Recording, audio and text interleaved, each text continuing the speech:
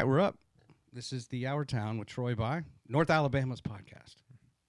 And tonight's a special treat for me, I think. You say that to everybody? No, I try not to. I see. You know, I try, one of my resolutions, if you will, the one thing I work on is if you say it, make sure you mean it, right? Mm-hmm. And the other day I started an episode with Joel Lamp from this, basically the Convention and Visitors Bureau. I said, I'm excited to have, people always say that. Oh, we're so excited.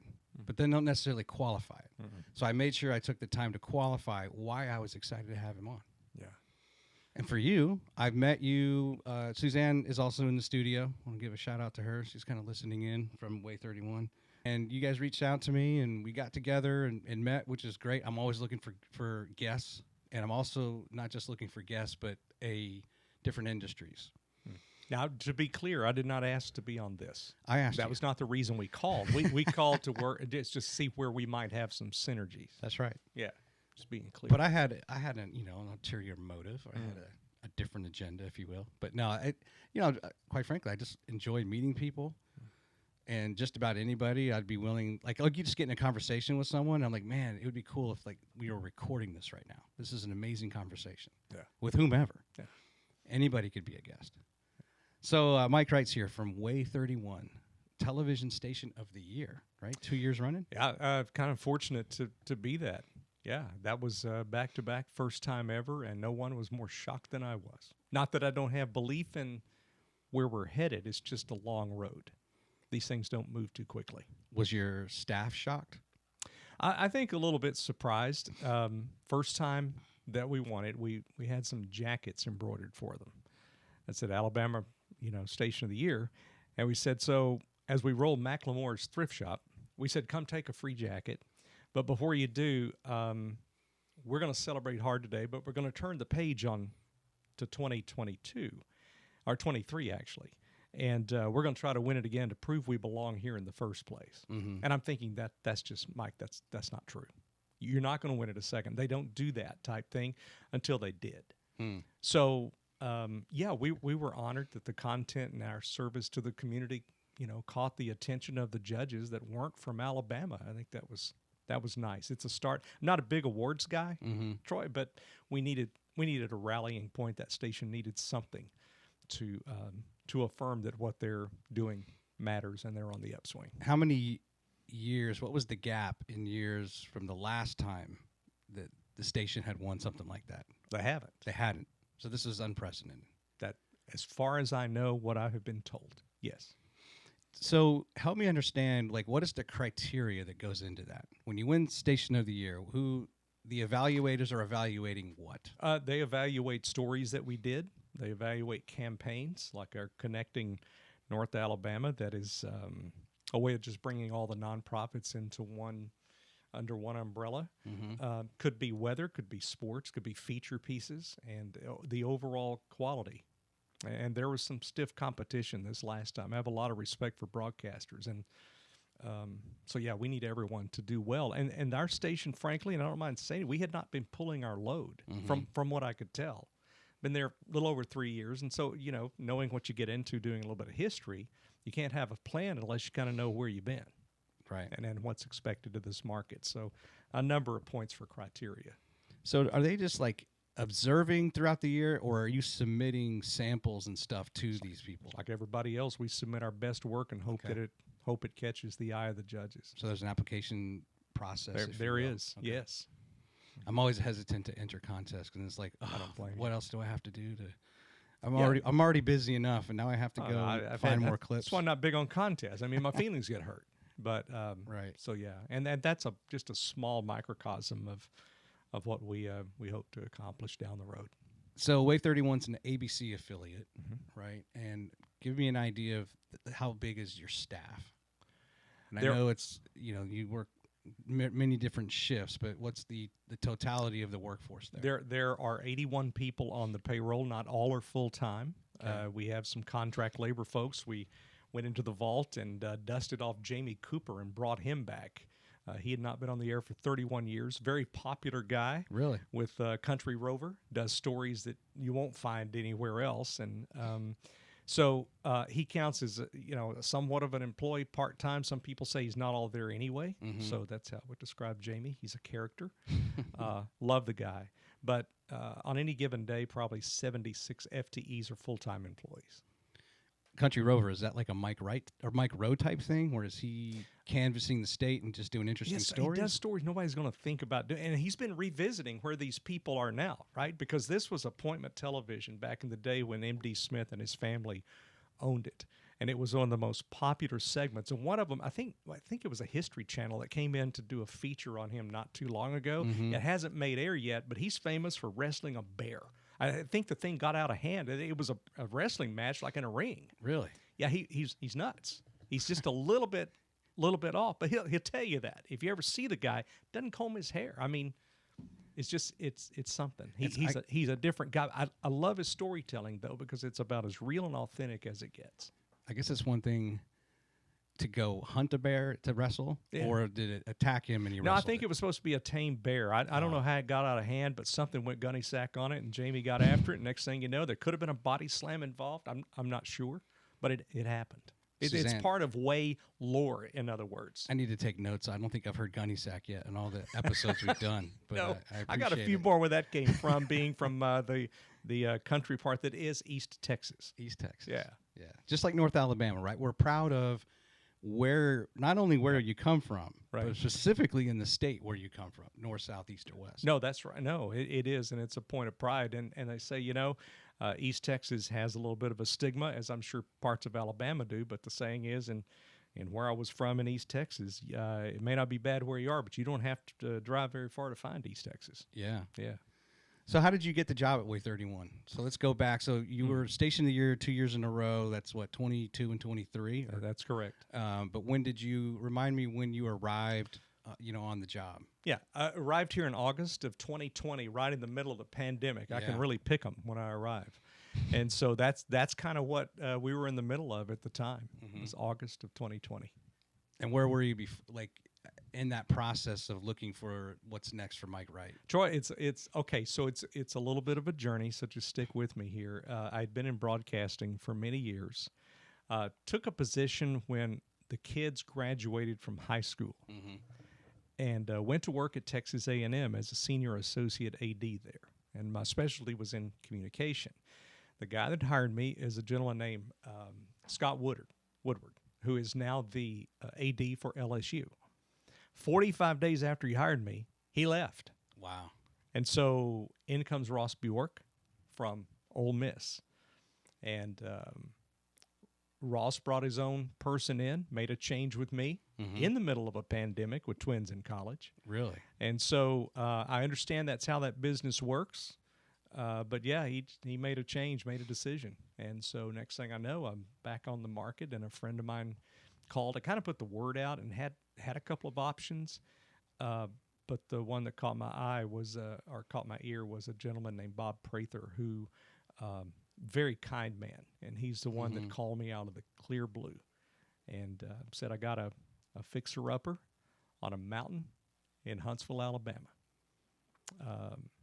First it was going to be Lafayette, Louisiana, but then he called back, and it was Huntsville, Alabama. So will you go and move out of state? And so for the first time ever, I went. Happened that the whole family's in the car. Twins in the back, just graduated high school, so they were going to be from East Texas. This was in Texas when I was in Waco, at Bryan College Station, overseeing the CBS affiliates first, and then at College Station, Texas, for Texas A&M. Oh, that's right. You said you didn't take the job. That's correct.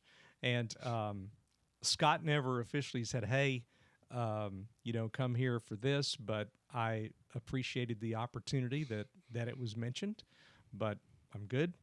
I just didn't want to leave the state and push that agenda. So that's how I wound up staying there. And then Bob Prather called, and without even thinking too much about it, accepted it sight unseen, and here I am.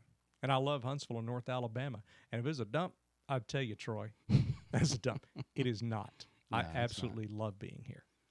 So he said it's on a fixer-upper on a mountain. A fixer-upper on a mountain, yes. That's the way he phrased the challenge that lay ahead for you. That is correct. What needed fixing?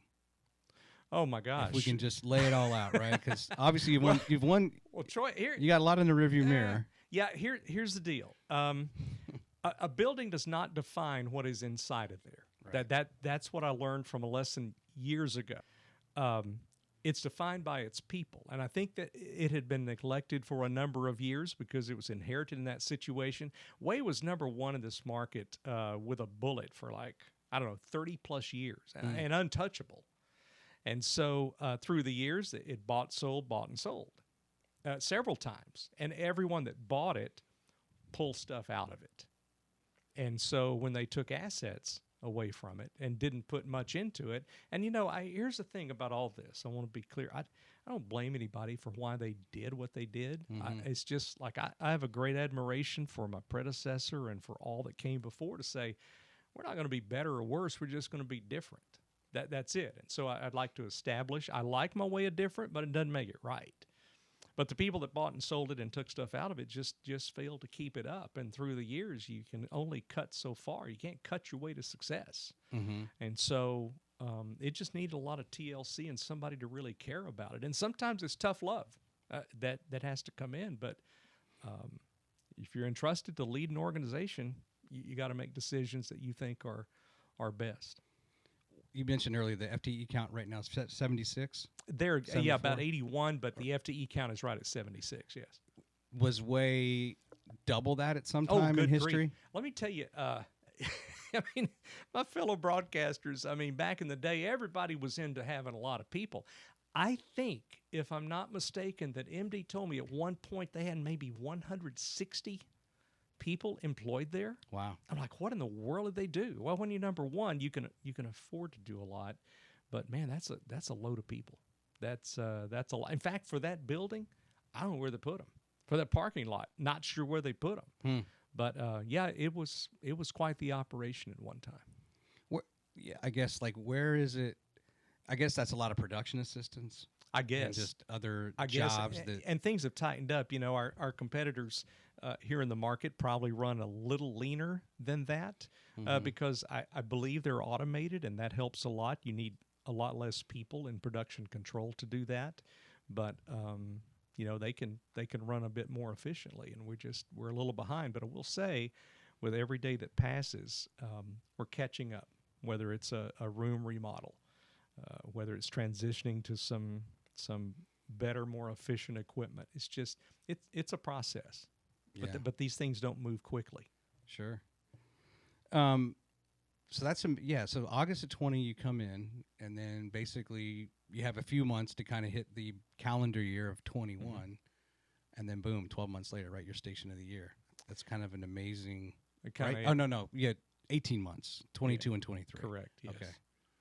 Yeah, I would say that there have been phases of buy-in, right? I mean, you can't go in, move everybody to different positions, and everybody like it and all be on board because they've been through a lot of change. Right. Previous general manager though had been there for a good term, and he did a great job with what he had to work with, meaning facility-wise. But as they started to buy in and try to say, look, we're going to raise our bar of performance and expectation. I think part of the problem, I could get on a soapbox about what I think is in general is wrong with service in America.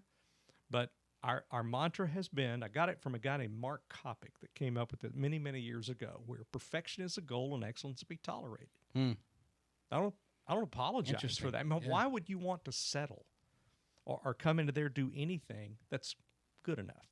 Yeah. There's enough of that. And so in our position, and this is my take, nobody said this, in my position, I'm looking at this operation and saying, if we're in third place, which we are, we got to own it because we got there somehow. But we can't afford to have mistakes. They're going to happen. I get it. But there's a day of accountability. And for that, I really don't apologize. I think there's a sense of happiness, buy-in, and dedication when people walk away from something and say, my goodness, that was good. Why would you cut corners when the goal is to inch up to number 2 and then get your sights on 1? But right now, that's where we are. Have you been able to, from what you know of what they sold off or things that were a part of WAAY in the past, have you been able to reincorporate some of those things? Are there any examples? Not really sure what they are. Okay. I can't tell. I think there was if I remember, there was a satellite truck that was taken to another operation under an ownership a long time ago. And frankly, I don't know what anybody took, because no slam on anybody, but that place needed cleaning up. So I wish they'd have taken more than they did. What about programming wise? Is there some stuff that? Well, the networks dictate so much now, and syndication does. I mean, the network requires you to take a lot. I think they did a lot of creative programming back in the day. And there's a guy that moved to Florida not long ago, Tracy Slayton. We have Sean Jarrett, been over there 30 years. Stan Williams, been there a long time. One guy's been there 53 years. Wow. That's Eric as an editor. So there are a lot of legacy type people in the building, and they would do Way Too Early. That was one of the first morning shows. Then they did one at night called Way Too Late. And I'm not sure, I'm not kidding. I think, if I recall, and I've got to check with this, speaking of wrestling, they may have set up a wrestling ring one night and shown wrestling from their studios. It was a very creative show. And so MD would be the one that would be fascinating to speak with at some point on that creative programming. But at the time, they were considered to be people that were cutting a new path, very, very creative. Yeah. You ever heard of George Michael? You know that name? Well, yeah, the singer. No. The sportscaster. He's out of D.C. Oops, wrong camera. He invented the sports machine, the George Michael sports machine. Sport. Yes, that's an old show. Yeah, it was a show. I think he used to run it when I was in Bryan, Texas. Yeah, you would like call in to get your scores. Yes. You could call, hey, this is George Michael sports machine. He died of cancer, sadly, but that was like revolutionary. Golly, yeah. Man, you going back into the vault on that. That's like in the 80s. Yeah. Yeah, it was like, but I didn't realize, because I lived in D.C. and it's our local NBC station. Right. I didn't realize that was actually like a national thing. And it was like, so like, whoa, like no one has done that. This is incredible. But the fact that we were actually dialing a phone. Yes. That to remember get the time or the weather. That's correct. I time and temp.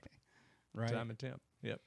So can you talk about the business side of it a little bit, and just kind of the I guess in the context of the different streams of revenue? I mean, there's contracts with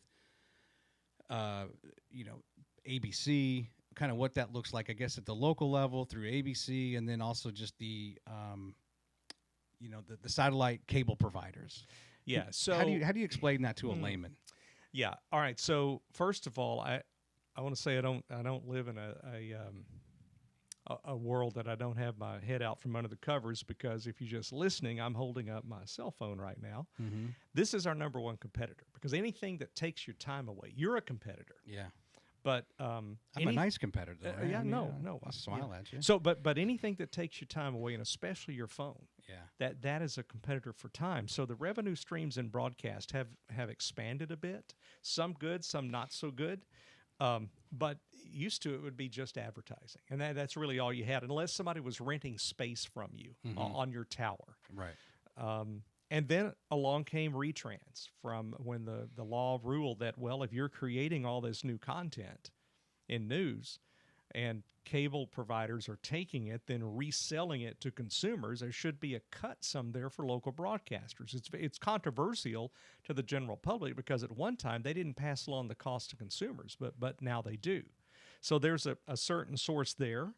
And then the networks got involved into what I call reverse comp. There was a time that you would get paid for carrying the network, and that went away. And now it's a significant figure that the network charges to take programming. And I get it. And I don't know how they figure that. It may be a charge of what you get for reselling their programming on other platforms. I don't know all the formulas.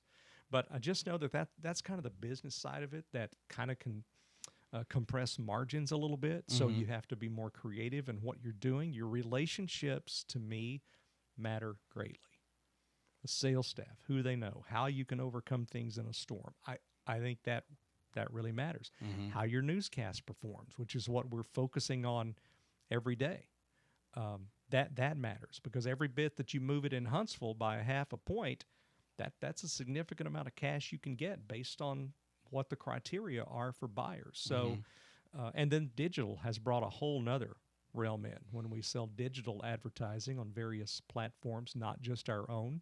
So, I just keep saying you got to reinvent yourself or you're going to become a dinosaur. I mean, as you and I sit here, I've used the analogy before, we could sit here and the next big platform or the next generation of the board that you're using to put the show, it's being manufactured now. Right. Everything you've got in this room, as new as it is, it's out of date. That's how quickly this business is moving, and it's tough to keep up. Is it hard to find staff that have kept up with the technological advances?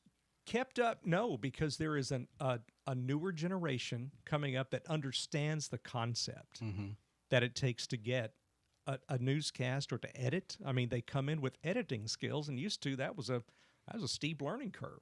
Right. But now they're taught that in high school. They're taught PowerPoint at like what, third grade or something like that. So there's a lot of maneuvering that they could do. So it's a challenge to hire good people. It's not a challenge to hire people.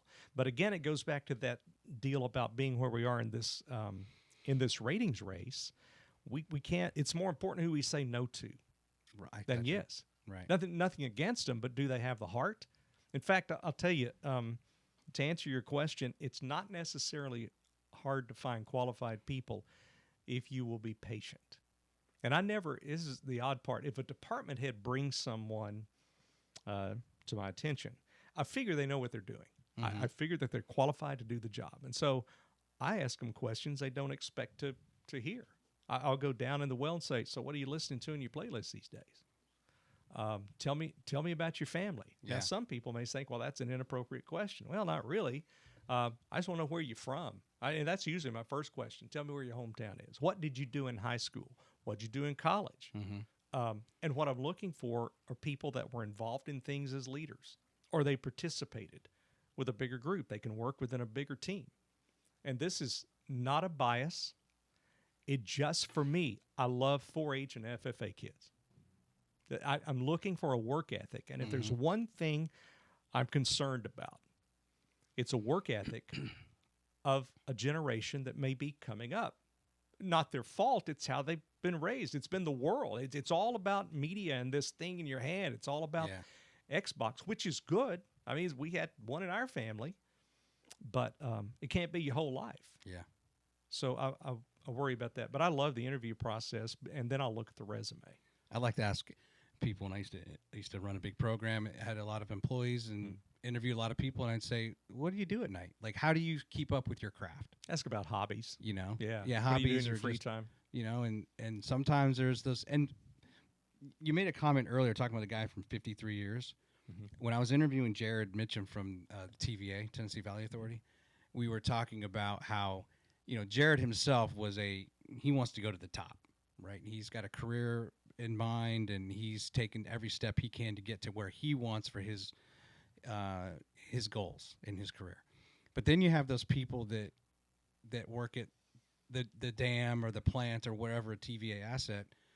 They just want to do their job for 30 years or 40 years or 50 years.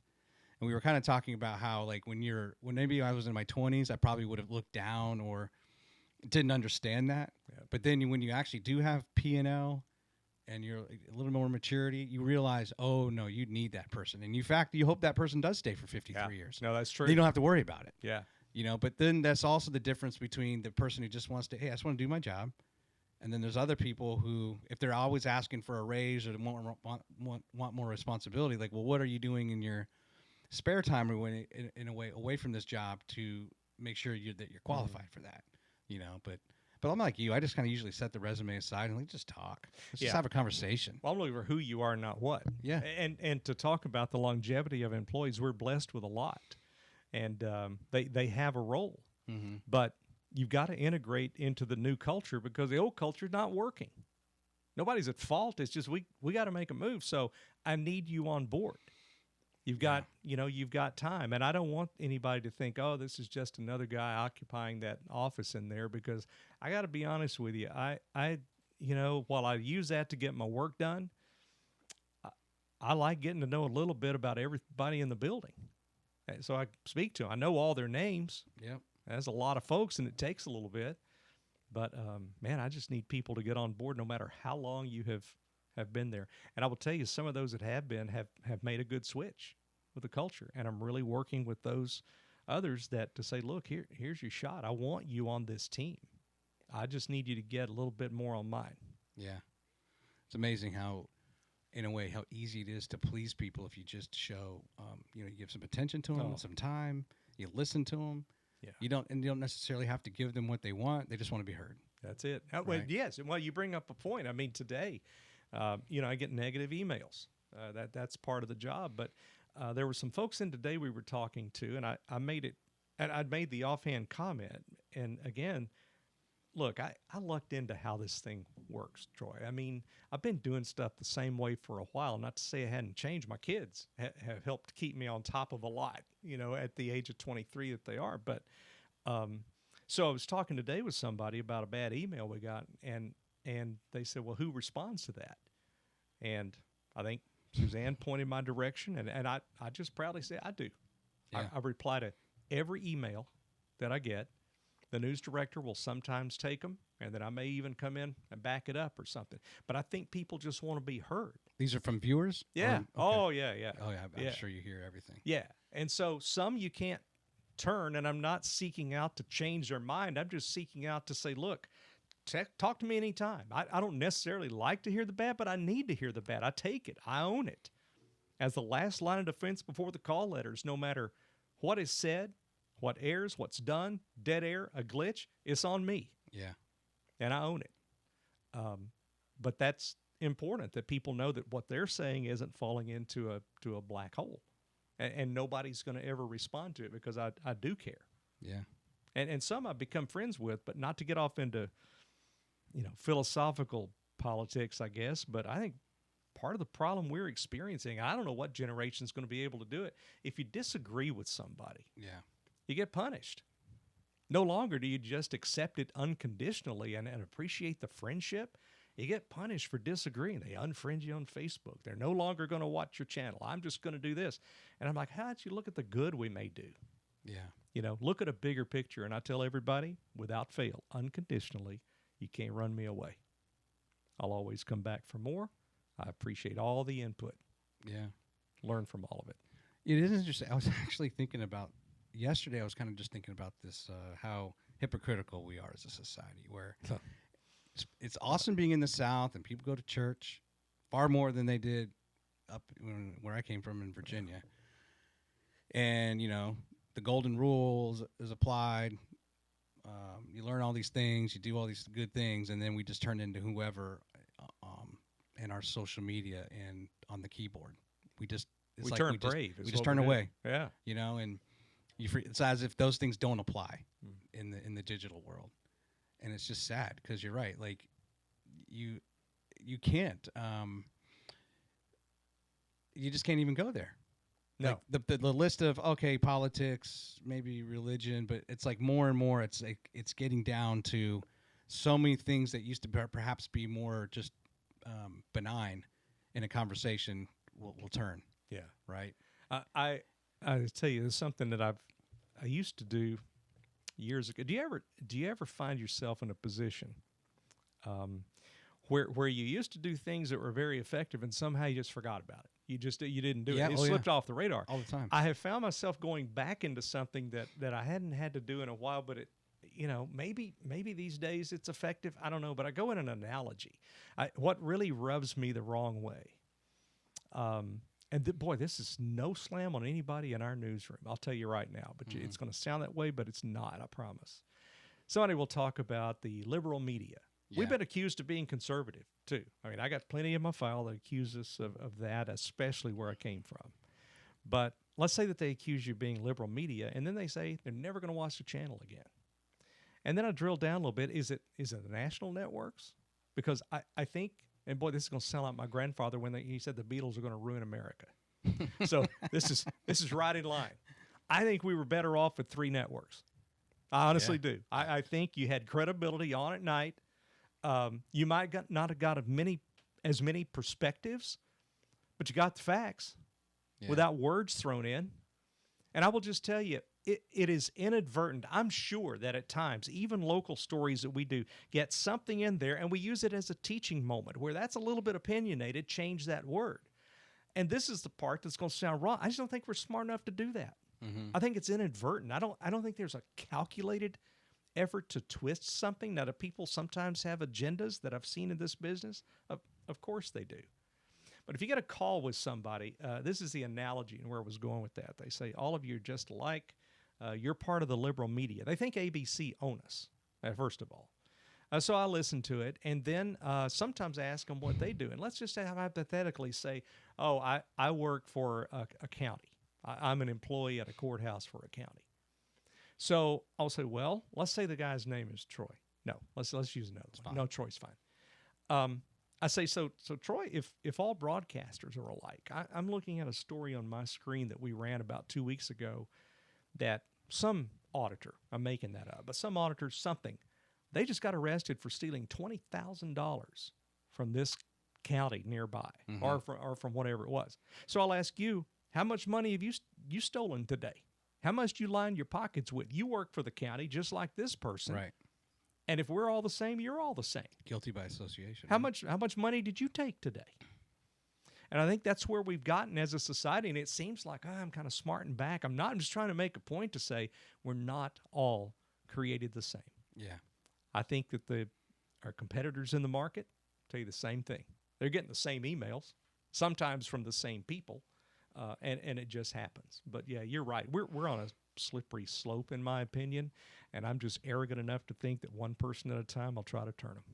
You know, I'm starting to think that I think the '80s might have been where we peaked as a society. Like if I could, I never thought I would say that, but like you said, there was 3 channels. Well, we had channel 20, which like WTCA. I guess we had a couple UHF channels and stuff like that. But you're talking probably the '70s too. I mean, maybe and the news was objective. Like I had no idea But you didn't know it was objective.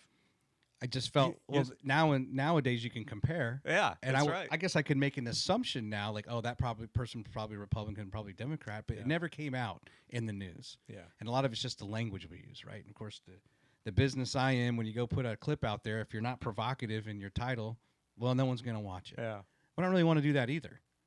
You know, and back in those days too, I was very fortunate to have all grandparents living 6 miles one way, 7 another, in little small towns near my hometown, and solid family life and all that. But it dawned on me later in life, I didn't think anything about it, because you go up to Wortham, Texas, they could get Waco channels and they could get Dallas. Well, my grandfather loved to see a weatherman named Harold Taft on the NBC affiliate. It was WBAP TV, became KXAS.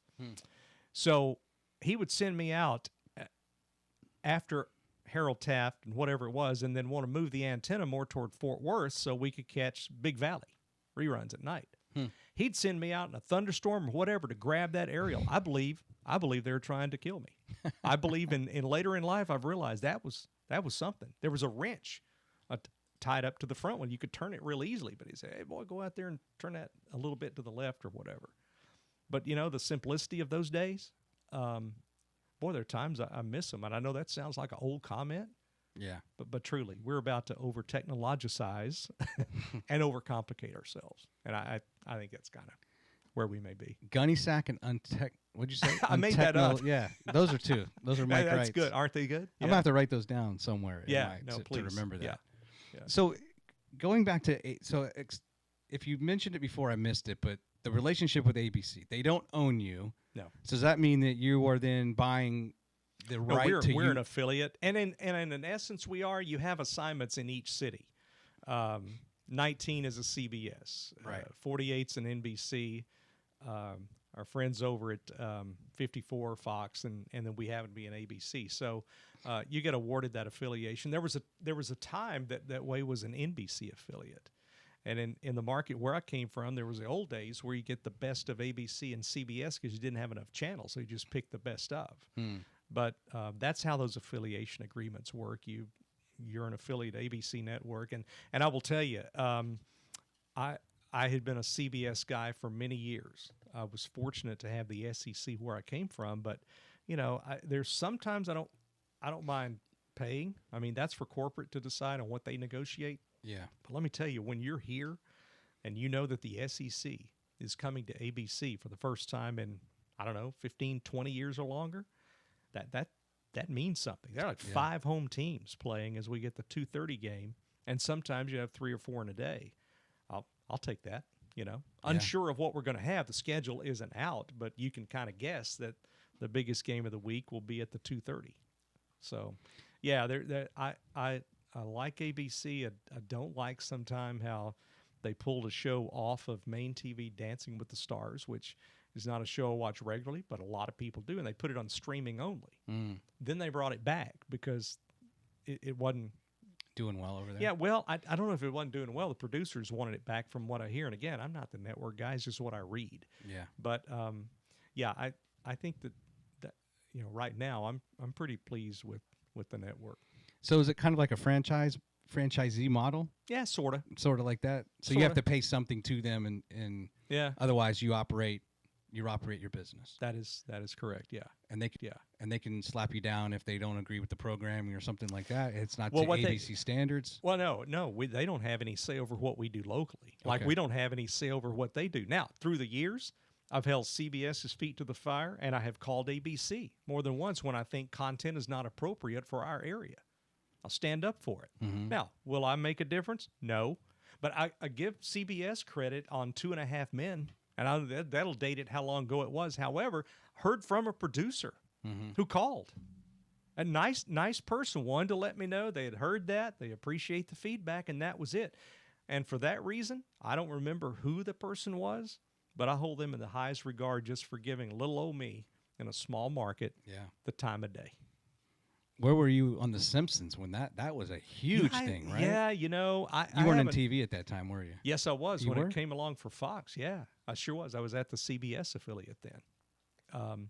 But yeah, I'm sure they had their own fish to fry with The Simpsons. Every network. Married with Children. Married with Children. Yeah, that's right. I love Ed O'Neill, the Al Bundy. Like for some reason I was young and dumb and I didn't realize that he's not really like that in real life. Yeah. He's not some bumbling fool. No, that's right. No. And there's this amazing interview. It's a 3-part interview on YouTube with him. And in that, of course, he talks about getting cast as Al Bundy. Yeah. And I don't know if you've ever heard that story. It's just fascinating. But Fox was like, it was new. They needed, something. And he was the last one to be cast on the show. Yeah. And I guess the producer was like, didn't agree with the writers that they had made the right selection. He's like, well, it's your funeral. Wow. He didn't think it was gonna do well at all, and obviously smash hit. I love people that have a different persona like that, and I will tell you, my family will attest. They think I forget a lot. I do have a good memory on a lot of stuff, though. I can remember weird stuff almost to perfection. But the little details, I don't know if through the years that they're still accurate. But I do remember watching Johnny Carson when he interviewed Alice Cooper. Oh, wow. And I knew about Alice Cooper and all of his antics on stage and all that, and played some of his records back in my radio day. But this guy walks out in a suit. Now, his hair's still messed up in a suit, but he's sitting there, and he's just about as mild as it gets. And I think he said something like, I wouldn't let my kids go to an Alice Cooper concert. There's no way I would do that. Carson was fascinated with it because to me, he was the all-time great interviewer when you come. Not that you're not good, Troy. Oh. I didn't just diss you. I'm just telling you. I hear you. Carson was first class. He was good. But yeah, those people like Al Bundy that get cast like that, then they have these big breakouts. Yeah. Didn't anybody see that coming? I just had this thought. I bet. What's your sport? Like your baseball, football? I got a couple that are my favorites, and I got to say, I do a lot. My kids played a lot. I would say football and basketball are my 2 go-tos. So you had just said you remember. I'm sure you remember very obscure facts from a football team or a basketball team growing up. Well, my obscurity is I tell everybody if you're on Who Wants to Be a Millionaire, and somehow the topic comes up. Record label colors of the 70s. I am your phone a friend. I can still see those bad boys on a turntable. Really? Yeah. Don't just randomly pull a 70s song and put me on the spot, but I think I can come pretty close. So yeah, but no. So football and basketball, probably my go-tos. Although I don't think there's a sport I really there come some I don't really care for much, but those are probably my go-tos. Love baseball. There's something relaxing, and especially when you see a Trash Panda game and they're bringing in Alabama to play, Auburn to play. Yeah. I think that's pretty cool. I've gotten into hockey since I moved here. My first ever hockey game was to go see the Havoc.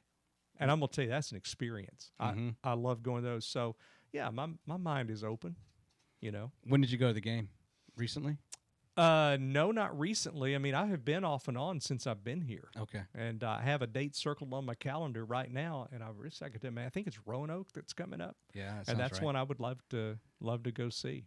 I interviewed, Freak Daddy. Are you familiar with that name? When he goes out onto the ice, he's kind of the on ice MC. His name's Clay Coleman. No, Freak I don't Daddy. guess I know Freak He wears Daddy. a jersey. I probably do. If You'll I saw notice him. next time. Yeah, he's been on the program, but I never thought that I would. I always wanted to. I'm a big baseball fan, and I've never caught like a foul ball. Okay. I've never even caught like a T-shirt that when they do the T-shirt cannons anywhere. I never get anything like that. So my daughter and I the other day, we had his tickets. He has tickets right down on the ice, right behind the boards, and they actually have. It's really nice because you get like a server who's assigned to you, and you get to pick from a menu. Yes. Oh, and you have it? Yeah, you get to eat food that's not available to the. Yeah. Well, I've also been up in the. We got some tickets from Costco. You don't matter, Troy. You know people. You're down there with the high rollers. Come on. I try to make it happen. That's right. But anyway, so we're enjoying ourselves, and these people take these pucks like the fans, and they're just banging on the glass the whole time. They're like fans, right? Well, at one point, the puck will go out of play. But generally, I think it hits the net, whatever. And I've never really noticed anyone get hurt in the crowd or anything like that. But this puck comes, and if you look up at the net where it hits the glass, it's kind of like Plinko and Price is Right. This puck just kind of came down and lands at our feet. Oh, my goodness. And I'm like, hey. I'm in disbelief. Like, bonus night's what that is. Was that from the game? And the guy next to me was like, pick it up. Wow. And we did. It was cold. It had a little bit of ice on it. Yeah. Like, we got a puck. That's right. Isn't it funny? That stuff when you're at events like that, you can go buy a puck if you want to, but there's something about getting something free at a game. Yeah. Yeah. And in fact, the first time I went, my wife had that Chuck-a-Puck stuff. We bought some of those things. Yeah. And we ripped Keith off for $100 on her very first night she'd ever been to a hockey game. She won Chuck-a-Puck. $100. Yeah. If you want, I'll take you on a date, man, me and you, and I'll get those seats. Hey, man, see what you could work out. I'm I good. can do it. Yeah. I can do it. My daughter, she's just graduated college and lives with us, and she loves the Havoc. Oh, yeah. Loves them. Yeah. I don't know where that's come from. Yeah, no, I like it. It was my first time ever, as I said, to a hockey game was here. Yeah. It's a big fan. So when you wake up in the morning, let's kind of answer two questions. Let's start with the first one. What are you most excited about each and every day? It's funny because as drained as I am at the end of a day, once I get up and going, my mind is racing a little bit. I always plan out my next day on my couch before I go to bed. I got a color coding system. My top thing's got to get knocked out. And then I go to bed. Sometimes feel overwhelmed by what all's staring me because I've got my frogs, as I call them, stuff that's been there every day for 2 weeks. I'm ready to get them off of there. But I think it's just knowing that I could go in and maybe leave that place a little bit better than when I walked in. That's kind of what I'm excited about, depending on what's happening that day. I love getting to know people. And to tell you the rewarding part about that is here I drop into this place here. I've never lived anywhere else but Texas. And I think I might have alluded to it when we first met that, look, I'm starting over. Now, people that know me back home would say he has no credibility. But I would say I left every ounce of credibility that I may have been able to build and in my comfort zone over 30 years. And all of a sudden you look up, it's gone. And the one friend I had here, tragically, her dad passed away in a farming accident. She had to move back to China Spring just outside of Waco to oversee the farm. So here I am. I got no contacts. So I relied on people like Pat and Suzanne and some people around the TV station, Susan Kraft at the time, of who I should get to know. Who do you need to meet? And one person led to another. Yeah. And so it's been rewarding. There are a couple of events that I've had the privilege of serving as MC for, and that's a good connection. I did a lot of them back in Texas. In fact, this past Saturday night was one of the ones I will keep a hold of. It's called the Opus Gala. And it's when they bring in a band from Dallas. It's just outstanding. It's, I don't know, 800-900 or whatever. And so little by little, I say that's what kind of excites me, is deepening those relationships and letting them know it's not about what I am. I just need somebody to let me in the door for who I am. Yeah. And that's where I believe that relationships begin. Did you ever see the movie Finding Nemo? Oh, yeah, probably. So I'm not sure I your lasted kids? all the way through. Yeah, several times they put that on. For some reason, there's this scene, and I can't remember if it's an alternate ending, but they spend all of this time, and I'm relating you coming here and me coming here. I'm in the same boat. I knew one person when I came here. And anyway, there's excitement. Oh, you got this new job. Yep. And I'm excited to come down here. So in Finding Nemo, they spend all this time, how are we going to get out of this fish tank that's in this dentist's office? Yeah. And then they meet the other fish that are in there, and Willem Dafoe is like the one fish, and they figure out how to get out. And then it dumps them in the Sydney Harbor. Yep. And then there's this moment where they're like, well, now what? Right? And I remember I moved here December of 21, and then I started my job like in I was transferring from a different program, and like right about now, January of 22. And after all that, right, we buy a house, we sell a house, say goodbye to the middle program, have all your friends, whatever. And then you came down. I remember Monday morning, this used to be an office. I'm sitting there looking at that monitor. I'm like, now what?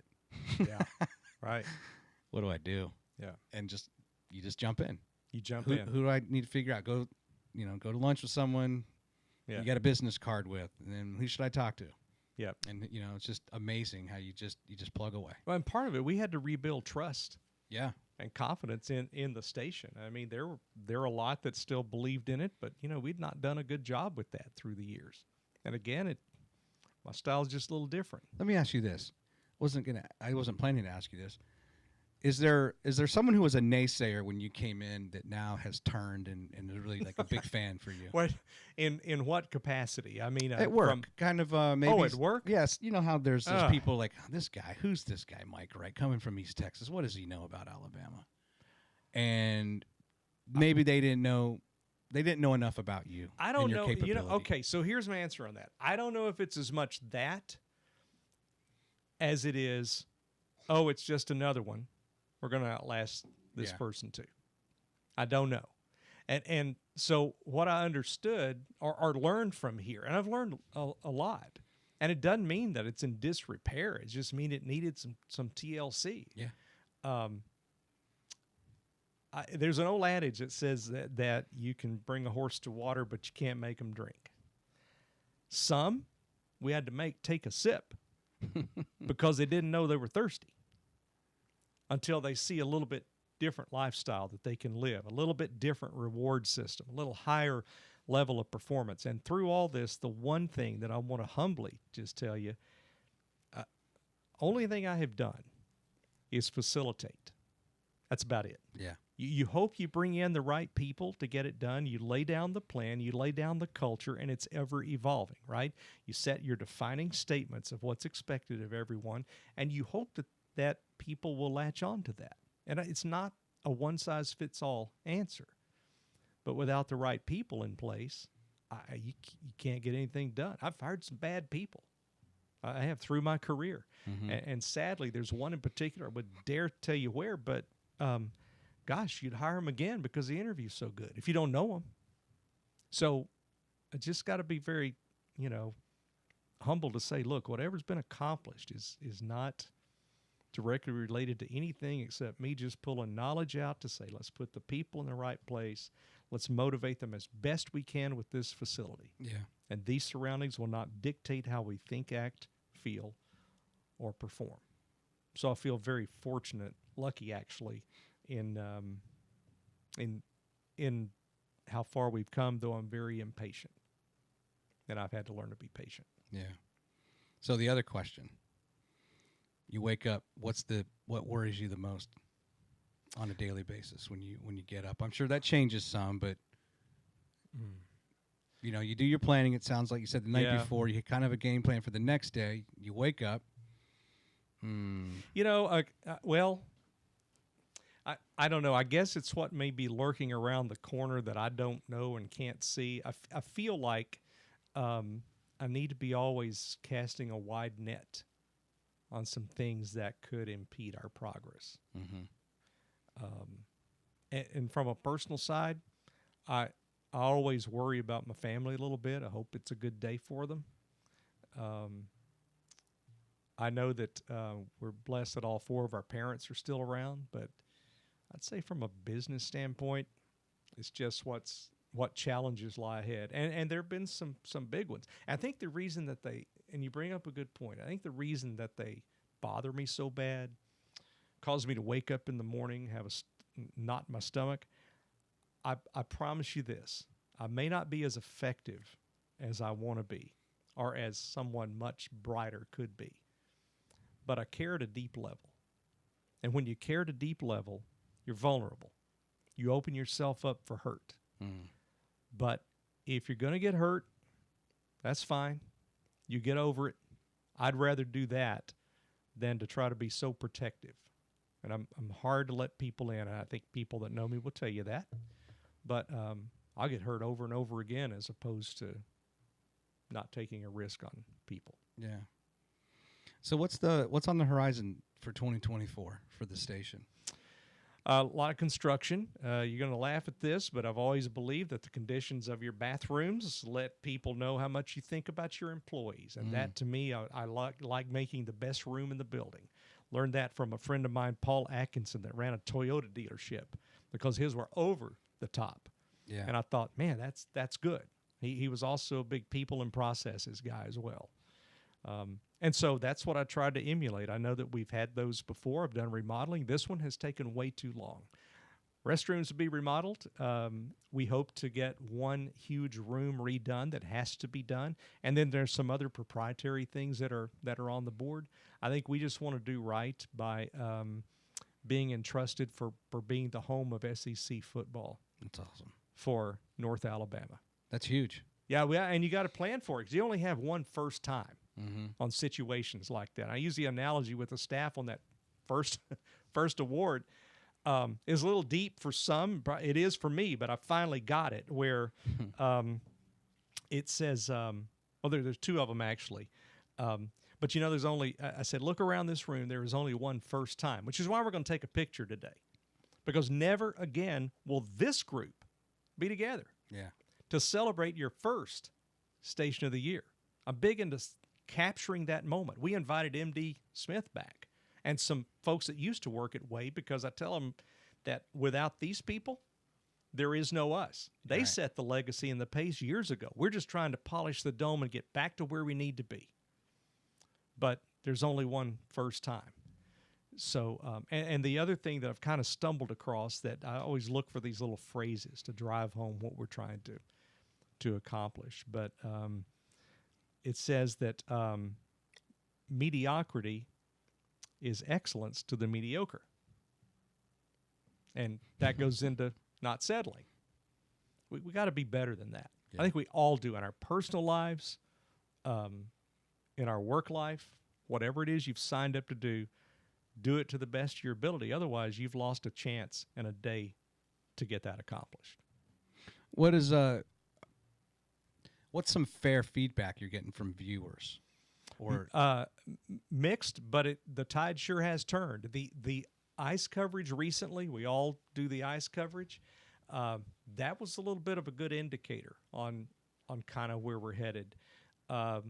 We've gotten great feedback for some of our programs that we have produced in long form. We get real quick yes. on the ice coverage. That's just a matter of having enough teams going out to various remote locations and just covering it. Let me tell you, that was a mess. I was jealous of my competitors because they didn't have to get up there in Montesano. And the guy's right. The guy's been there 53 years. Said he's only spent the night one time since he's worked there. And I think the road was shut 2 years ago right after Christmas. Or maybe it was a year ago, I think. And both sides of the mountain were shut down. But nobody can really remember when Montesano was shut down so long. So we prepared and had a plan. And I'll give our news director, Adam Henning, credit for that, and all the leadership there for having a plan in place. We had hotels that we had reserved different places. We made sure that we had our folks in the shoals, and that we were ready. What we were not ready for until I got a call from a relative from an employee that was up there, our folks got iced in for 5 days. 20 to 25 people. We had one 4-wheel drive truck that would make a run at 11:30 p.m. and 11:30 a.m. to bring shifts up and down. Really? We did some things with a cabin, had access to a private home, worked with some folks up there that were very kind to us, but that's the biggest challenge we've had. But the fact is that when others were breaking away and doing regular programming, we stayed with it because nobody could go anywhere, and they were worried about the ice. Is 72 icing over? What's the shoals looking like? What's Sand Mountain looking like? Yeah. That's where we took the biggest risk. I did not agree with the news director's call to cover up national news that night, but he was right, and I was wrong. And at the end of the day, I will always back the news director. Yeah. We'll go after it in the office if we disagree with something, but I will always support the decision, and he was right on that one. Got it. I had cut you off. You were continuing on earlier. I guess with we had talked about the ice, and then you were transitioning into something. Do you remember? No, you asked Just as about far as the comments that people sent, and I Yeah. think that's how it was brought about. But overall, the tenor and the comment is good. We've just got to turn the narrative, and it starts with us in regaining that trust. And all I ask, I spoke with the Rotary Club downtown that meets at the VBC, and I put my cell number up at the end of that presentation and say, look, you see anything on the air that's not right, you need to let me know about it. Because I catch stuff nobody's going to catch. I rarely watch our 10 o'clock news live unless I know we're covering something really special. And after it's over with, I'll probably skim it, and the next day I'll take a look at it because I'll catch any little spelling, apostrophe, whatever is missing there. But I think I just want people to give it a chance. Yeah. And we're making enough changes. We don't look like what WAAY used to. And anybody that will say, oh, I see posted, well, they've been that way for years. That's a typical WAAY. I think things have adjusted. We're not where we're going to be either. On a scale of 1 to 10, we're probably at about a 3.5 with what we need to be doing. But tomorrow, end of the week, next week, maybe a 3.6. Yeah. Always, the last thing about that, and it's the old adage that people know about, that there's a reason the windshield is so big and the rearview mirror is so small. I'm sleeping good at night because I'm looking at my competitors right up ahead. Yeah. I want to be the lead because the lead horse never gets dust kicked up on him. But I'm looking through the windshield. But, there's a reason to keep an eye kind of on what we're up to. And I kind of like being in that position. But the fact is, I haven't done much yet. How much has demographic changed? Has the demographic changing a lot? Are you... Depends on content. Depends on who you Yeah. ask. Sure, the demographic has changed a little bit. It's skewing a little bit older. Those are your loyalists when it comes to news viewing. That's why you have to reach out to different platforms and make sure that you're where people are. Right. If you're going to bring the demo down any at all. Now, if you're talking about the NFL, you talk about hypocrisy. I don't know if you remember, but a year or two ago, nobody was ever going to watch the NFL again. They're going to protest against it. Nobody's going to watch it. And still to this day, I'll see friends of mine posting, we all know the NFL is struggling for viewers. Well, they just set the all-time record other than a Super Bowl on a couple of playoff games. Yeah. That demographic will be totally different. Every show is geared different. I tell you, the show that shocked me was The Golden Bachelor. I saw the first pile of that just because, and look, it's hard not to get hooked on some of that stuff. And I was watching it, I'm like, I don't think this is going to fly. It just seemed a little silly to me, but it outperformed what they thought it would do. So I don't know with demographic. I think it just depends on the programming. And so, okay, for WAAY-31, you're on a 24-hour cycle. You're running news, sports. What other things are well, I guess sports would be, that's something you're syndicating in. Right? Well, not really. It's just part. No, we have a sports department, and of course the 30-minute show runs on Friday nights on this TV. We run 8 channels through our system. Okay. And on Friday nights during the fall, it's about a 15-minute segment of solid sports. And then every night at 6 and 10, we have an update on local sports. Very little national. What are the main categories of your programming in a 24-hour period? We got news.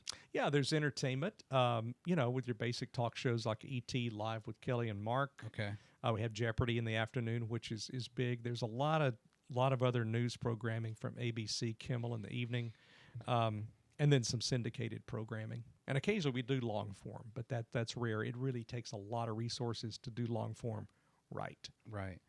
And how far out are you forecasting then? Does that kind of, you revisit that every quarter, twice a year, as far as what program you want on the station? I would say it's as opportunity calls. We had an opportunity not long ago to do an interview with the 6 that influenced the movie Black Hawk Down. Oh, wow. And Mike Durant agreed to talk to us, and he doesn't tell his story much. He wanted it to be his last time he tells it, but it was just, it was chilling, actually. Yeah. So we did a long-form program on that. Soldiers involved in Idrang, fascinating. And we brought them to the studio to see the screening of the special before we actually aired it. Just had the opportunity to meet some incredible people as a part of that. It's kind of like what you've done, meet people here, but gosh, those shows had a lot of material to work with. It was good stuff. A lot of editing. I guess after the fact, right after you shot it. Oh, yeah. My gosh, it's a ton of editing. Footage that we would edit in from war scenes. Yeah. There's a lot that goes into that. I was just talking to, fishing is a huge thing here and is becoming bigger and bigger. I just had Joel Lamp on from the Sports Commission, right? And we were talking about how, like, in a fishing tournament, if you watched it on TV, he's like, it's 600 hours of footage that they edit down into our show or whatever it is. Well, now there's so much interest and so much money in fishing. It's actually, they're getting away with it being live. Oh, mercy. And they're putting cameras and reporters on every boat that goes out. And so it's just like NFL Red Zone. If you have a fish on the line, they're cutting to that. Yep. And then the point he made was, it's not just cutting to that, but now they're actually talking to the angler. Hey, what bait are you using? It's like, it's like they're interviewing the quarterback and the head coach at the same time while they're, a big play's happening. That's like something we would do on Facebook Live Extended, where our meteorologists talk to viewers in real time. And we're going to be tightening up that process even more, but it's the same thing. I mean, people are looking for that type of programming. And who back in the day would have thought, hey, I think I'll just turn on this streaming. I think I'll just watch people fish. It's like, I mean, if they think golf is boring, I mean, really, how many fish can be biting, Remember that show on MTV, Big Brother? Yes. And like they're sleeping. Well, it's on CBS. They're sleeping, and you're just watching them sleep. I know. But they're showing that. Like, I guess people are just watching. That's right. Yeah. So you had your background is broadcasting and athletic director type stuff? No, never an AD. It was more like the communications role on that staff, but broadcasting at age 11. I started running the control board in my small town of Mejia. I still have my wooden control board in my garage that my grandfather built for me in about 1969, 70, something like that. Scared to plug it in, see if the red light still works. I don't want it to go poof and burn something down, but yeah. So you were just captivated. Yeah, oh yeah, yeah. I'd set up a shoebox on a telescope stand and shoot a football game. So your interest was play-by-play? You wanted to be, I don't know, Vin Scully for baseball? Or Frank Gleber with the Dallas Cowboys. Okay. Yeah. No, that was it, and I got to do a lot of that. So you did high school, or when did you kind of land your first gig, and what was it? High school, 29 years for one high school in College Station, Texas, but I started real early in my hometown of Mejia. Doing play-by-play, and nobody understands that. They call it my hunting and fishing money. I don't hunt and fish really, but I would fish with my kid if I could. I just enjoy it. I'll always say it's the only 3 hours of my week that I'm in charge of anything. So I put the headsets on and I enjoy it. But it's a good hobby. Then I did some stuff for ESPN Plus with Texas A&M for a few years, and 9 years of basketball play-by-play for the Aggies. Was it team. Television or radio? That was radio. Radio's the best. Radio's good. And here's a thing about that. If there's ever a trivia question on who's the only living human being to ever call a national championship game for a major sport at A&M, I'm the guy. Really? Texas A&M 2011 women's basketball team won the national title. Never forget it. Yeah. people always ask me, hey, when did you start doing this type of thing? It's like, well, let me just say that in 2000, I think it was 2006, I'm watching Texas play Texas A&M. And on ESPN, they had the game. Yep. But on ESPN2, they showed the production of the game. That's correct. And I sat there and I thought, I've always, I didn't realize it because subconsciously I'm studying broadcasters, and I didn't realize how much I really wanted to be a broadcaster. But I was like, oh, that ship sailed. But I would sit there and just analyze things, their storylines and how they would go through the game and all this stuff. And then I watched this show, and I was like, that was it. I was like, I want to do that. And then a few years later, I said, you know what, I think I got it. Like, it just made sense to me. Like, it was all just downloaded in my brain. This is what you need to do. Yeah. And so I contacted the principal. He actually lived behind me in my house in Virginia, and said, hey, I'd like to do your high school games. Like, really? He'll talk to the coach, talk to the AD, see what they say, and off I went. Yeah. And it was just awesome to try to replicate what I saw, as far as all of the people working on your staff. Hey, and that Texas A&M Texas thing may happen again. I mean, that's going to be the big news in a lot of college sports, but certainly in College Station in Austin when they play this year when Texas and OU come to the SEC. Yeah. Yeah, it could happen again.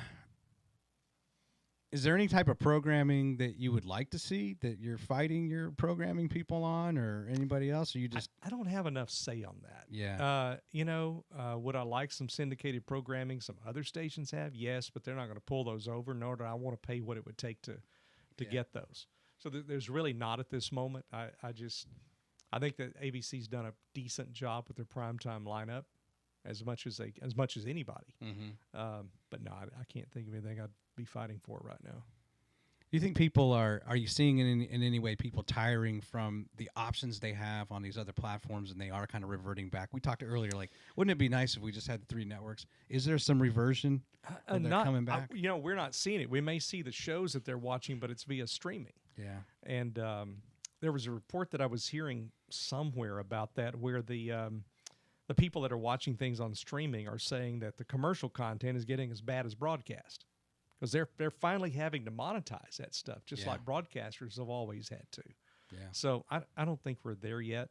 But, just like a thing came out that said MTV is going to kill radio, and it did not, radio to me has been the survivor. I mean, my gosh, they've been hit from every side. Sirius XM, podcasts, all the things that, challenge traditional radio. Well, broadcast is going through that as well. Why do you think that is? I think the options are bigger. I think it's saving money rather than, and I will tell you someplace it is increasing for us is over-the-air viewing using antenna again. The picture is clearer because it's purely off the transmitter. So we're seeing that. I mean, the cord cutting in this market is frightening. I mean, it's really high. Yeah. So, I don't know if it's going to come full circle eventually. I think that ship has sailed, but that's just me, and I'm in the business. I'm trying to be real. We must produce better local programming when we do put our newscast on, if we expect to bring them back for sampling. But they can also watch it online.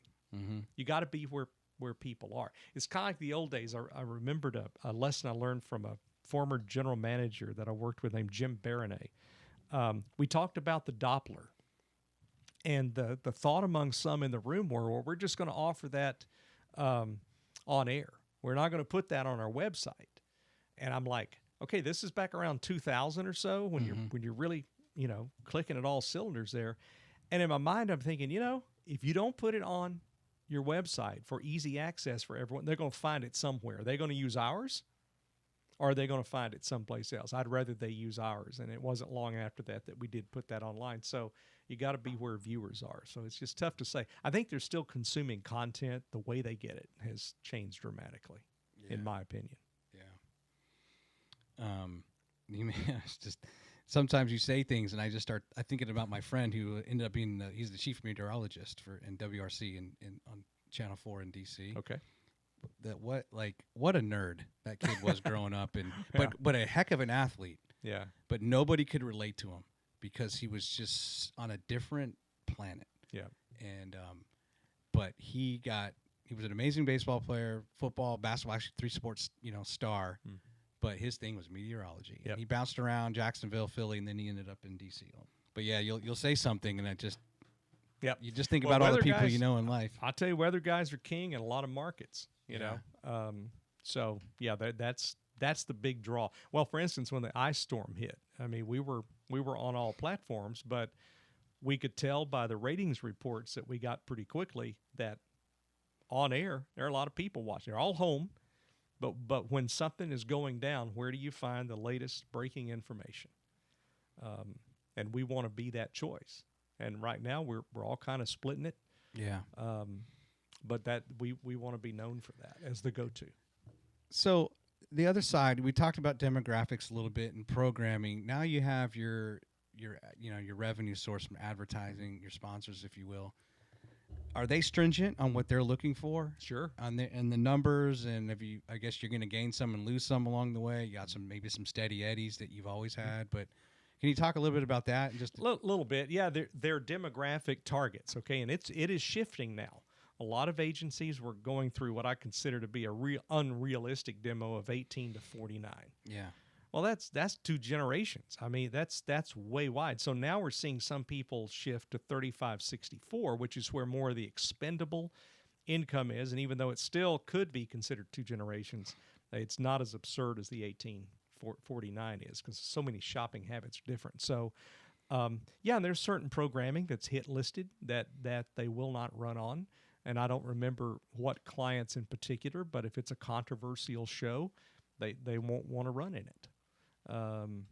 So yeah, but pretty much it has held steady.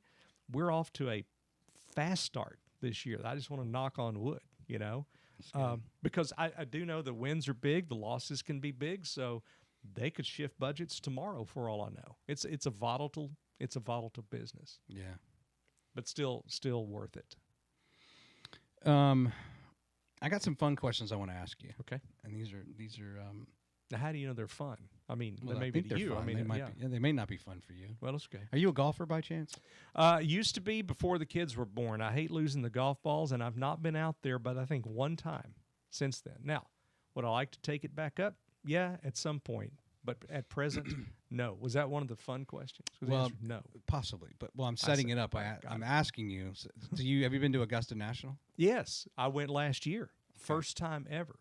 My wife's family had access to that because their grandparents lived right there in Augusta. And so got in a lottery, got some tickets to the practice round. Yep. Loved Augusta. You know, I love most of all was the prices of their food and drink. Oh, yeah. Fascinating. Yeah.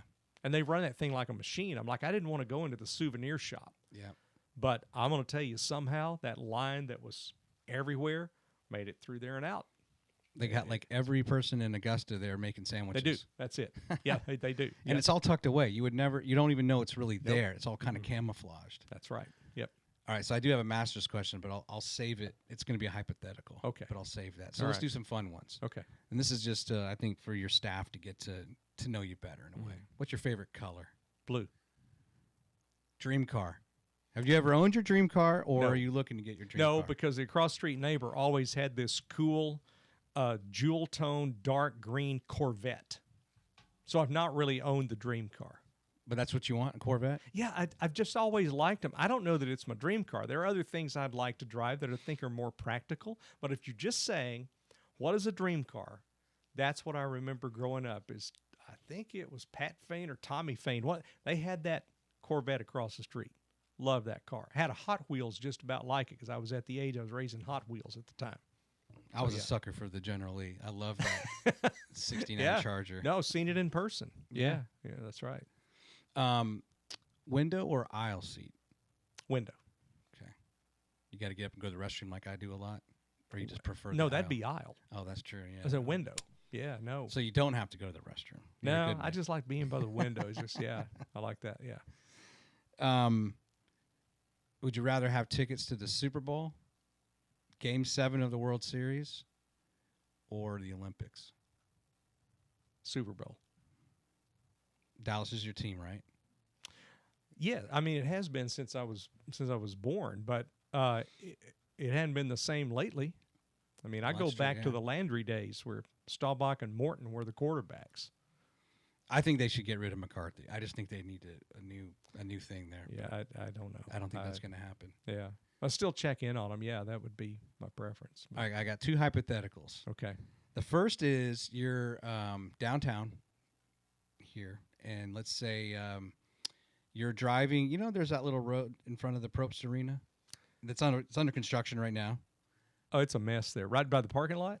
Well, you know, as if you were to like just drop someone off, they could go right into the concert hall or yes. to Probst Okay, Arena. the little drive. Let's just pretend that that's only you're the only car that's allowed to kind of drive through there.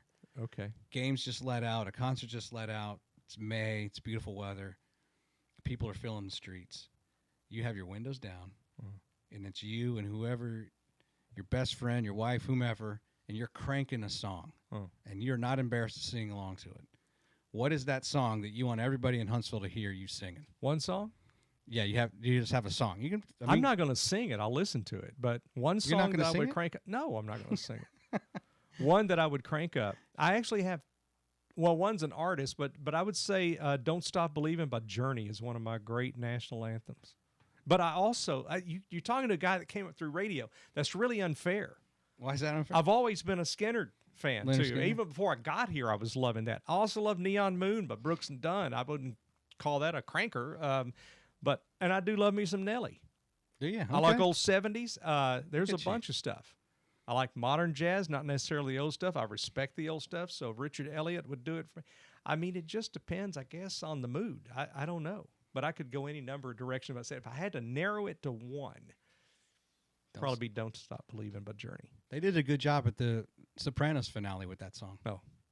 Remember that? Didn't see that, no. You didn't? No, you had to be hooked up to cable. I didn't have enough money to get that stuff. See, you've been a high roller. I have not been. I was meager means. It might have been my mother's cable. I mean, it's probably your mother's cable, but no, I don't. No, I didn't know that. Oh, it was great. They come in and they're sitting in this like restaurant. Yeah. And I think, unless I'm confusing with Seinfeld, but presumably someone's going to get shot, and it says "don't," and it's like it gets to that part of "don't stop," and it just goes black. Oh. Wow. And that was it. That's dramatic TV right there. Like, oh, my goodness. Yeah, that's right. Yeah. You know, it's surprisingly, Sugar Magnolia from the Grateful Dead has been answered twice when I've asked guests that question. Is that right? See, I was too mainstream. I didn't do the AOR type cuts that you'd hear in KZEW in Dallas. Mine were pretty much top 40 for a while in country. That's what I was raised on, running control boards. Well, I don't know. I can't. If you ask me a favor, I can't. I'm going to give you 10 answers. Well, that's what I just kind of did. I know. Yeah, okay. You're like me. So I can't narrow it down. Yeah. Okay, here's the other hypothetical. Okay. So in 2012, I don't know how familiar you are with Augusta National. 4 par 5s, hole 2, hole 8, hole 13 and 15. Each of the par 5s, except number 2, had been double eagled in competition. Okay, so hole number 2 was the last one to have an albatross. Louis Oosthuizen, that year, he's from South Africa, makes a double eagle on hole number 2. So now it's like the cycle's been completed, right? They have a museum on the property, and they have these golf balls because the player would give the ball to Augusta National. Well, Louis throws it in the crowd, and some lucky fan catches it. And then afterwards, a story ran in the paper, but no one really knows what happened. But someone in a green jacket politely says, "Hey, you're really not leaving this property till we get that ball." So the question to you is, what would you negotiate with Augusta National to hand over that golf ball? You understand? Because they need that to complete the museum. I'm a little slow, but I think I got it. I think I would negotiate lifetime tickets. Okay. For me and my family. That's it? Would you want to play it? Say, hey, I want to come play your course? Okay, well, yeah, once I get back into golf, yes. I see you throwing out these things. I answered your question. Lifetime tickets. Yes. I'm just trying to help you. Yeah, let me get on there once a year. Bring me here once a year to play the course. I don't want to make it too unreasonable because they won't let you do it. Yeah. But I guess that would be it. Yeah, because I would love to go back to see it. It was raining a little bit that day. It was not the best day, but it was pretty for enough of it where I'd like to go back. It's kind of like when you go for the second time when I went skiing. First time, a little nerve-wracking. Second time, though, it's like you've been doing it all your life. Mm. That's how it is with Augusta. I'd like to go see it one more time. You wouldn't ask. Do you think it'd be too much to ask for like one of everything in their gift shop? Their pro shop? Yeah, I don't want all that. I mean, I'm trying to get rid of stuff these days. Yeah, no, I don't think I would do that. I mean, I just want something I know they'll take. Cash money, like on 100 grand. I thought everybody thinks about that. Small bills. But I will tell you, you get tickets like that for 4 every year. You can sell them and make that money really fast. Yeah, but you know what happens when you get tickets and sell them? Somehow they're those people. They are amazing. Where they will blacklist you. They'll figure it out. Yeah. Particularly if you don't show up. So if you negotiate that as part of the deal, you can't blacklist me if you're going to give me these tickets. I can do with them what I want to. I want to attend, but maybe I got something going I can't. That's probably what I would negotiate, though. Yeah. Okay. Very well. Is that disappointing? No. Okay. I don't know what I would do on the spot. I hope I wouldn't just be like, okay, here you go. Here's the ball. And turn soft. Think they give me like an umbrella or something. Yeah. Like, oh, thank you. Right. I hope I would have the presence of mind to say, now wait a minute. That's right. No, Poor Louis didn't realize the significance of what he had just done, so he could have held on to the ball. What did he do with it? He threw it in the crowd. That's what I'm saying. And the guy got the patron that guy. I'm Louis, sorry. Yeah. I thought the actual golfer. The guy. I thought you knew the name golfer of the guy. could have probably his caddy or whoever could have been Okay. like, "Hey, we should keep that." I got it. Okay, they're gonna want it, but maybe he was just trying to hook up a fan too. Got it. Well, it's been a pleasure having you. Oh yeah, I've been delight being here. I mean, truly, and that's an old term, but I do mean it. It's like therapy at the end of a long day. This has been really, really nice, and I appreciate the opportunity. Any final thoughts? Any shout outs? I would say shout out to my wife and kids for their patience while I move away from the state that they are both in, to Bethany, Macy, and Mason. Mom and Dad are just outside of Waco, and my dad's a retired editor of a newspaper, still writes a weekly column at age 89. Really? Yeah, shout to them, and probably my in-laws Frank and Carolyn, and I could go on, but the family gets a little larger as it goes. What's your father's name? Bob. Can Bob I find Wright. it online? His work? Maybe under the Mahia Daily News. Yeah, Mahia. Bob Wright. How do you spell that? Mexia. I would never have gotten that. That's what I should have asked you. Yeah. Mahia. No, Mexia. Home of Anna Nicole Smith. Oh. That's it. What a claim to fame that is. Ray Rhodes came from there. Former really? head coach for Yeah. Green Bay and Philadelphia. He was a neighbor of ours and a famous songwriter who's in the Country Music Hall of Fame, who I knew quite well. Cindy Walker's in there. She wrote "You Don't Know Me," that a lot of people have had, and a number of other hits as well. So Wow. that's about it. Mahia.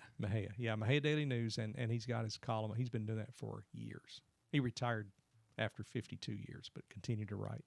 Gotcha. Well, hey, all the best. Thanks. We're 1 month into 2024, and hopefully you can go for a three-peat. Yeah, A turkey, as they say in we're Boulder. working on it. You're in it this far, you may as well. So, Yeah.